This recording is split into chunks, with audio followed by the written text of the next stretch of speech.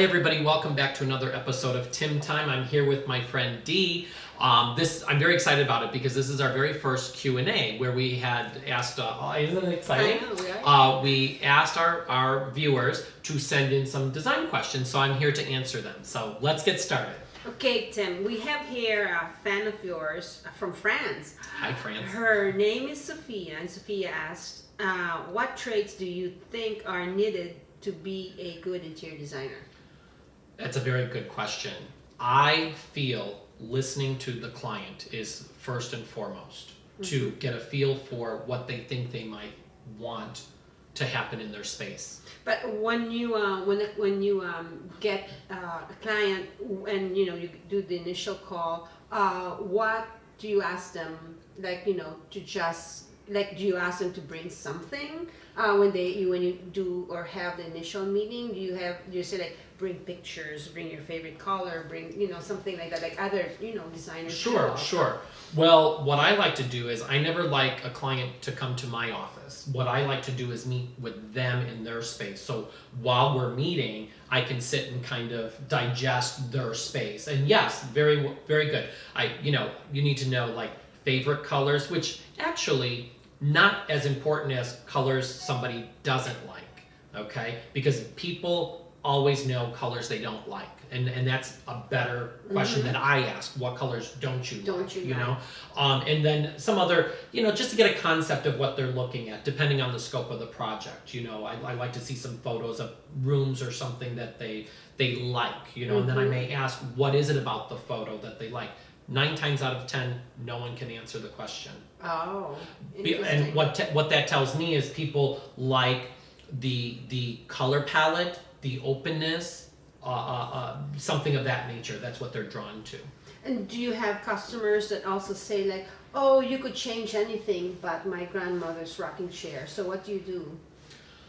I find that important as well because I think family heirlooms are very important for a space, and I think a good designer can be met with any challenge such as that, and I don't think that's a challenge. I think it's a positive, because if it's meaningful to the client, it should be meaningful for the design of the space.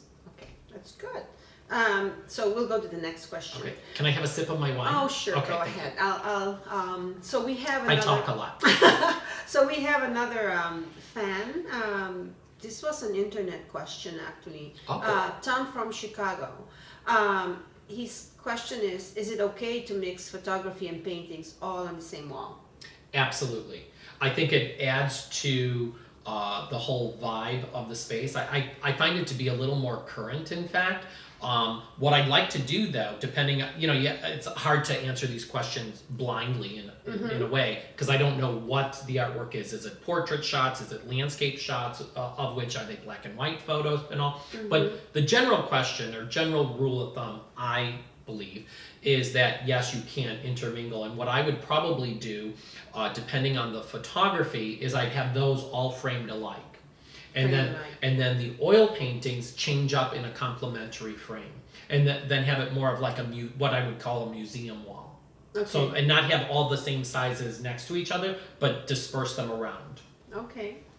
But I think it'd be a great look. Great look, yep.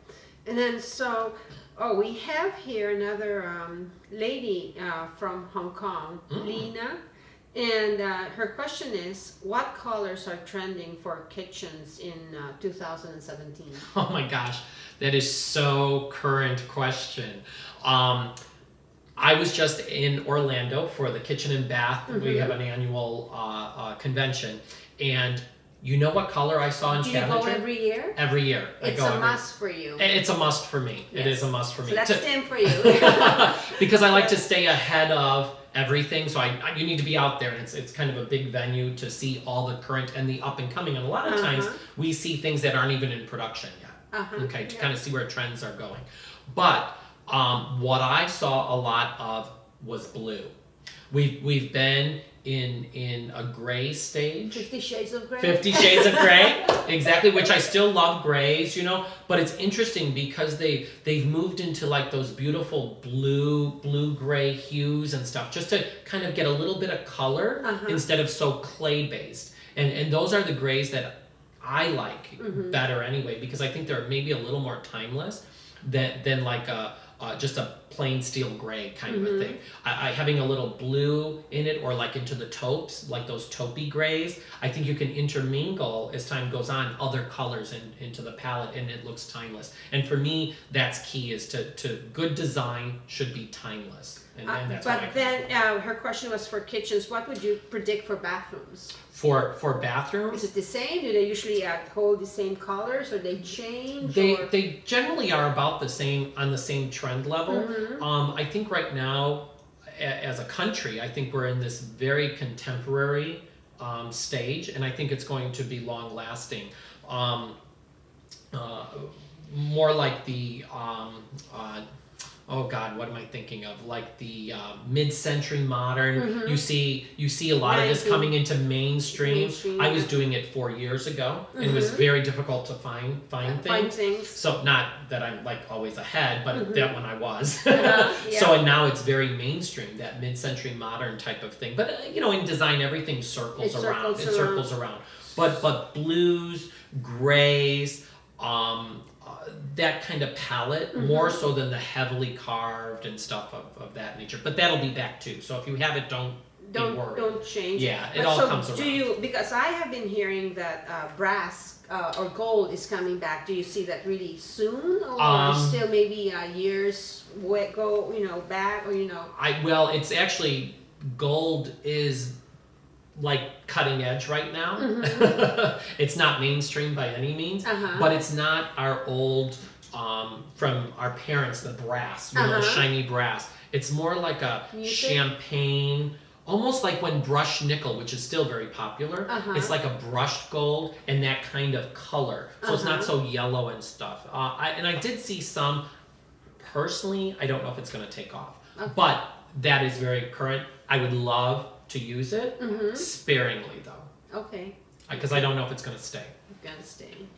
Okay, but more on the traditional side, or more on the modern, or more on the transitional side? You know what? Interesting enough, both. Oh, both. Both traditional and modern. Okay. I saw some very contemporary faucets in like a champagne gold at Capes, and I was amazed. Because we would think a heavily like Baroque kind of a thing.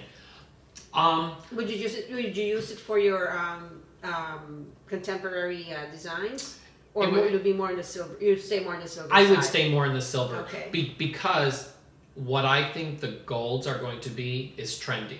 Okay. And my definition of trendy is here today, gone tomorrow. Okay. So that Makes to me sense. is a trend. So will it last 3 years, 5 years? And then you're gonna be like, what am I doing with this gold faucet? And then right? have to change And then you have to change, $700 Everything, faucet, again. So I don't know that I would get locked into something that specific. What I would probably do is to get that little pearlized gold and put it like on a trim of a pillow or something like this, that you can move out of the room and cost you $100 for a pillow. And just change that out to get that gold. Yeah. So Tim, this is our last question. Oh gosh. And so this question is from Isabel from Spain. Wow, hi Spain. I didn't know I had people there. I know, she's from Barcelona. Wow, cool. And so her question is, what's the difference between an interior designer and a decorator? Good question. This is just my philosophy in the question. I think this is really good. And actually, for all of you, it's very important. Just in the word itself, a decorator decorates. They might bring in a sofa, window treatments, pick paint color. An interior designer, such as myself, when we walk into the space, we're assessing the space, maybe thinking maybe some construction's needed to make the space better. We look at the views out windows, or if there isn't a window, recommend putting in a window or a door or something of this nature. So we take in not only all the space, but also we listen to the client more, I believe, because I'm not there to sell somebody a sofa. I'm there to create the space that they're living in and a lifestyle.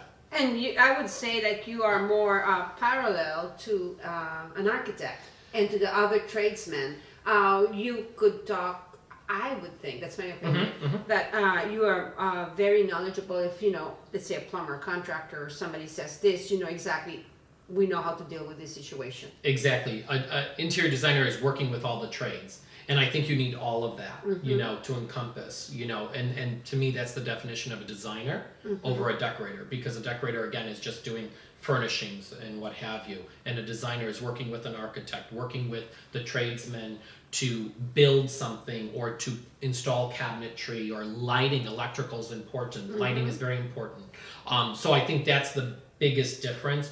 An interior designer can take a room to another level than what a decorator can. Yeah, I agree. So, Tim, that was the last question. That was the last question. Yeah. Oh my gosh. Well, Dee, I want to thank you for joining me, reading these questions off to me. So thank you. Good. Next time, if there are more questions. Well, everybody, write in more questions. Yep, you can follow us on Twitter, Facebook. And I want to say thank you all for watching Tim Time, and we'll see you on the next episode real soon. Bye for now. Bye.